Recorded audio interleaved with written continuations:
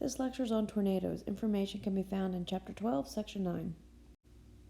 A tornado is a violently rotating column of air extending from the base of a thunderstorm down to the ground. A funnel cloud is a lot like a tornado, however it doesn't actually touch the ground, but we still get the funnel shape where it's thick at the top and thinner near its bottom. In order to form a tornado, we need warm, moist air ahead of a cold front, and they're going to form right along that dry line in a mesocyclone, which is really a big thunderstorm.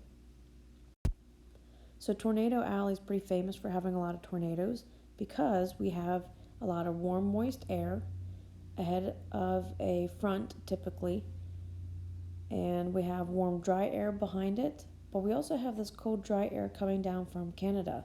So we have all three of these different types of air masses meeting, and all three of them have different densities.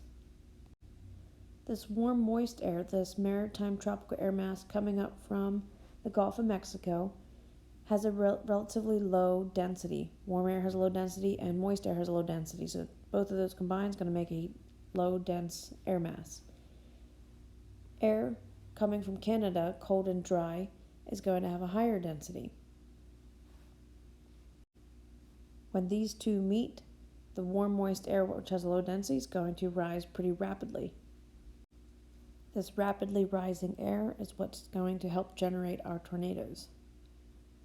In addition to our tornado alley, the southeastern part of the United States is also very well known for having tornadoes.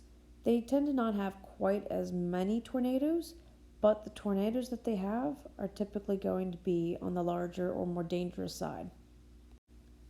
So how do tornadoes form? Okay, so we have this different air masses colliding, and notice we have what's called wind shear.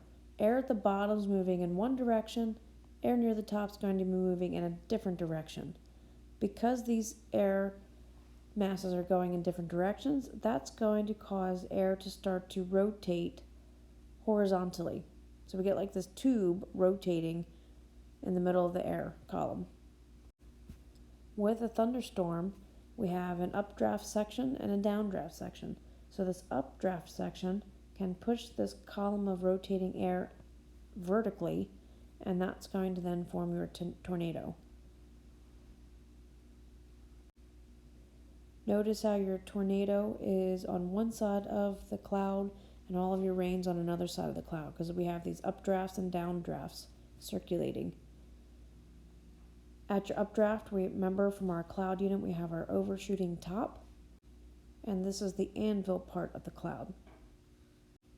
This whole cloud together is called a cumulonimbus cloud. The Fujita scale is a scale that measures the strength of a tornado. The Fujita scale is named after Dr. Ted Fujita. He worked at University of Chicago studying severe storms, and he devised the Fujita scale. Now we've updated the Fujita scale since his time in the 70s, and we now call it the Enhanced Fujita scale. So an Enhanced Fujita scale will be called an EF. So an EF0 is going to have wind speeds of less than 73 miles per hour. We'll get light damage. There might be some tree branches that are broken off, but for the most part, nothing really severe. An EF1 tornado has wind speeds of 73 to 112 miles per hour. Now we're getting some moderate damage. Peels surface off of roofs. So we're not taking the entire roof off, but just certain sections. Mobile homes might be pushed off their foundations. Cars might be moved or blown off the road. This is an example of an EF0. This might be a little bit more of a severe EF0, but mostly you're going to get tree branches that are falling. EF1, notice we're getting some of the roofing coming off. And EF2, we're going to get more considerable damage. Roofs are going to be torn off their frame. Mobile homes are demolished. Boxcars are overturned. Boxcars, a train car. Large trees might be snapped or even uprooted. And now we're going to get missile-like objects flying through the air. This is a picture of a mobile home. So mobile homes are going to be pretty damaged by an EF2. In EF3, We're going to get more severe damage. Roofs are going to be torn off. Well-constructed homes, not just mobile homes, but well-constructed homes. Train cars can be overturned. Most trees, not just one or two, but now most trees are going to be uprooted. In EF4, we're talking wind speeds of 207 and 260 miles per hour. Now our well-constructed houses are going to be leveled, meaning there's not going to be much left. Structures with weak foundations are going to be blown away. Cars are now going to be picked up and now thrown, acting as a missile. Here's EF3 damage. This would be more like a well-constructed home. You can see by the terms we mean leveled. There isn't much first or second floor left. In EF4, notice the brick building is mostly gone. That would be considered a well-constructed home.